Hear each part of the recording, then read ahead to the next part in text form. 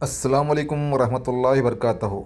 ذرا یہ ویڈیو پہ غور فرمائیے اور اسے اچھے سے سمجھیے اور دوسروں تک بھی شیئر کریے۔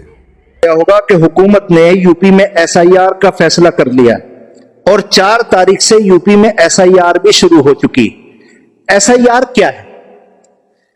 جو اس ملک میں یو پی میں 18 سال سے بڑی عمر کے لوگ ہیں ان کو اپنا اس ملک کا شہری ہونا ثابت کرنا ہے۔ ایس آئی آر کا کیا مطلب ہے؟ جو یو پی میں 18 سال سے بڑی عمر کے لوگ رہتے ہیں ان کو ثابت کرنا ہے کہ ہم اس ملک کے شہری ہیں، اور اس شہریت کو ثابت کرنے کے لیے حکومت نے گھما پھرا کر کے ایک دوسرا طریقہ جاری کیا جس کا نام رکھا گیا ایس آئی آر، اور وہ یو پی میں 4 تاریخ سے شروع ہو چکی ہے۔ کسی بھی مسلمان کو اس مسئلے میں غفلت میں نہیں پڑنا چاہیے، بھاگ دوڑ کر کے اور کوشش کر کے اپنے اور اپنے بچوں کی شہریت کو ثابت کرنے کے لیے کوشش کرنا چاہیے۔ اب اس میں کیا ہونا ہے میں آپ کو سمجھاتا ہوں۔ اس کو 4 حصوں میں تقسیم کیا گیا۔ اس کو بنیاد بنایا گیا 1987 کو۔ کس کو؟ 1987، 1 تاریخ 7واں مہینہ 1987۔ اس کو یاد رکھیے، 1 تاریخ 7واں مہینہ 1987۔ اس تاریخ کو جو لوگ اس کے بعد جو پیدا ہوئے ہیں اور اس سے پہلے جو پیدا ہوئے ہیں، اس کے بعد میں معیار بنایا گیا 2003 کی ووٹر لسٹ کو۔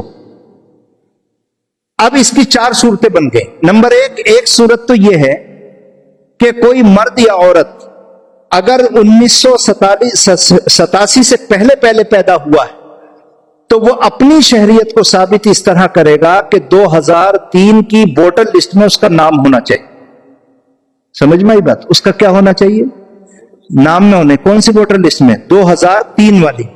وہ میرے پاس ہے، مجھ سے آپ ووٹر لسٹ لے لیں موبائل میں، اور اس کو تلاش کر کے جو آپ کا نام ہے اس کو کمپیوٹر سے نکلوا کے گھر رکھیں۔ جو بی ایل او آنے والا ہے وہ آپ کو فارم دے گا، اس کے ساتھ وہ پن ہو کر کے جائے۔ تو جو 1987 سے پہلے پیدا ہوئے ہیں ان کے لیے ثابت کرنے کا طریقہ یہ ہے کہ وہ 2003 کی ووٹر لسٹ کی فوٹو کاپی لگائیں گے اور کسی کاغذ کی ضرورت ان کو نہیں ہے۔ دوسری صورت یہ ہے کہ ایک آدمی کی پیدائش 1987 سے پہلے ہوئی تھی لیکن 2003 کی ووٹر لسٹ میں اس کا نام نہیں۔ سمجھ میں آئی بات؟ تو ایسے آدمی کو 6 کاغذوں میں سے 1 کاغذ دکھانا پڑے گا۔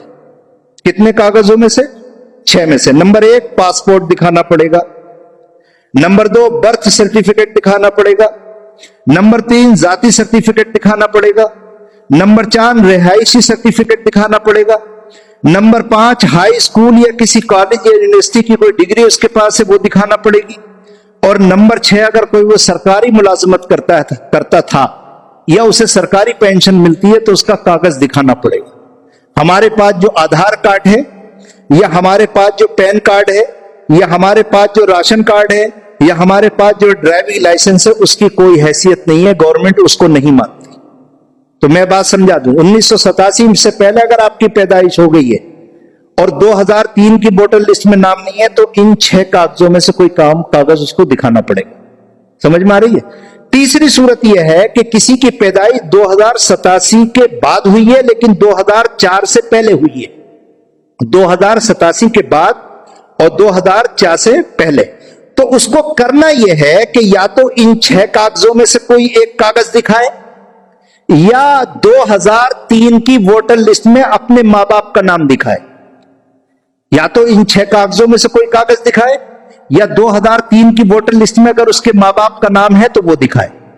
چوتھی صورت یہ ہے کہ کسی کی پیدائش 2004 کے بعد ہوئی ہے تو وہ اپنا یا تو کاغذ دکھائے اور یا تو والدین کے دونوں کے 2003 کی لسٹ میں اگر دونوں کے نام ہو تو دونوں کا کاغذ اس کے لگے گا۔ تو یہ 4 صورتیں ہو گئی، 1987 سے پہلے جس کی پیدائش ہوئی ہے، 1987 کے بعد جس کی ہوئی ہے، اور 2003 کی ووٹر لسٹ میں کس کا نام ہے اور کس کا نام نہیں ہے۔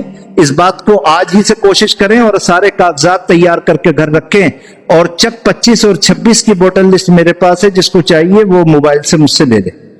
وآخر دعوانا الحمدللہ رب العالمین۔ جی ہاں، اب آپ کو اور ہم کو کیا کرنا ہے یہ بھی ذرا سن لیجئے۔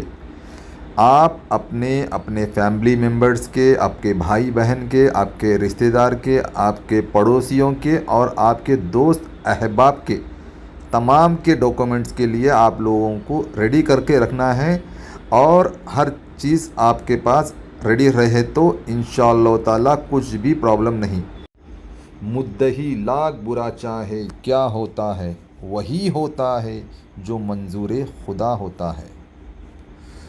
لہٰذا ایک اللہ پہ یقین رکھیے اور نمازوں کی پابندی کریے اور خوب دعائیں کریے، انشاءاللہ تعالیٰ تمام کام آسان ہوں گے، دنیا و آخرت دونوں بھی بہتر ہوگی۔